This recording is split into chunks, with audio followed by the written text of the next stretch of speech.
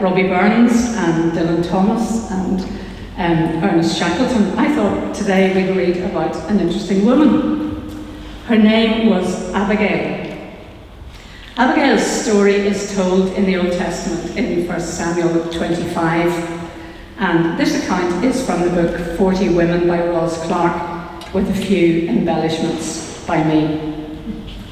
So the first thing we read about Abigail was that she was both beautiful and intelligent. Well, that's a nice change, because the first thing we usually read about women in the Old Testament was either they were jealous, wicked, or infertile. But sadly, the second thing we read about Abigail was that she was in an abusive marriage, and that her husband Nabal was surly and mean.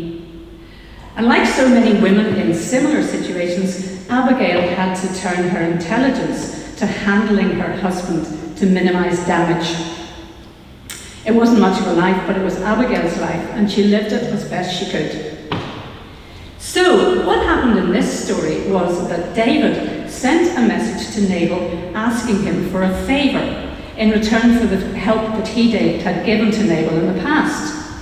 And we read, David said to the young men, "Go to Nabal and greet him in my name, and say to him, he who lives in prosperity, peace be to you, peace be to your house, and peace be to all that you have.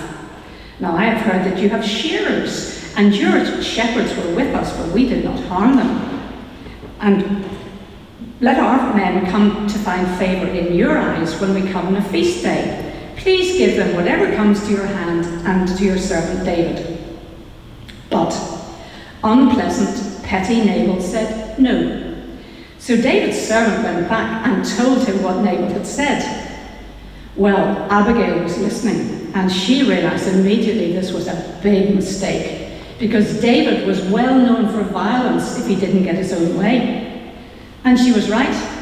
David went to his men and said, "Every man gird his sword," and every man girded his sword. And David also girded his sword. And about 400 men were ready to fight Nabal's household with David. So Abigail thought of a plan and acted quickly. And we read, Abigail made haste and took 200 loaves of bread, 2 skins of wine, 5 sheep already dressed, 5 barrels of roasted grain, 100 clusters of ripe raisins, and 200 cakes of figs, and loaded them onto donkeys. And she said to her servants, "Go before me, I am coming after you." But she did not tell her husband Nabal. Now, hospitality was a big deal throughout the Bible. It's mentioned time after time. And so Abigail was doing the right thing when she rode off to see David and his men.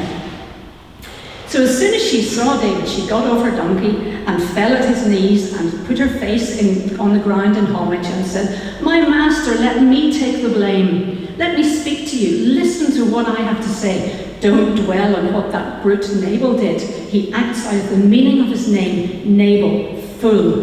Foolishness oozes from him. Forgive my presumption, but God is with you, my master, developing a rule solid and dependable. You are fighting God's battles. If anyone stands in your way, know this, your God-honoured life is tightly bound in the bundle of God's protection, but the lives of your enemies will be hurled aside as a stone is thrown from a sling." So yeah, she did overdo that flattery bit, yeah, we'll admit.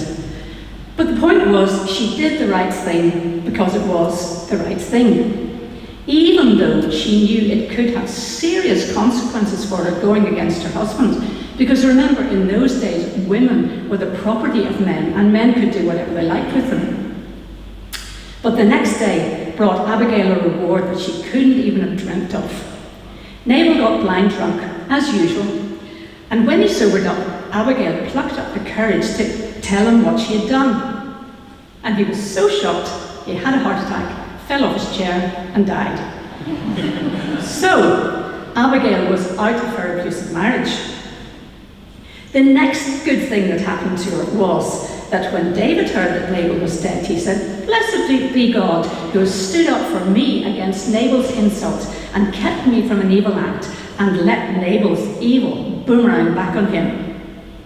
And you remember, Abigail was very beautiful, so David asked her to marry him.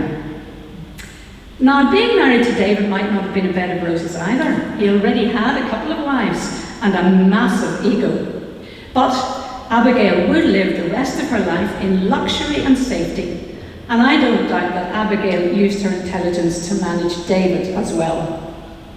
So, I think the moral of this story is, do the right thing, even though it might not seem to be in your best interests. What do you think?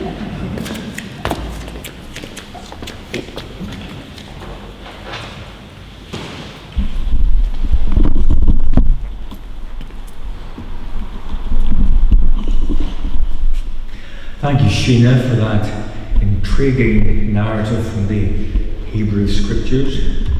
Now,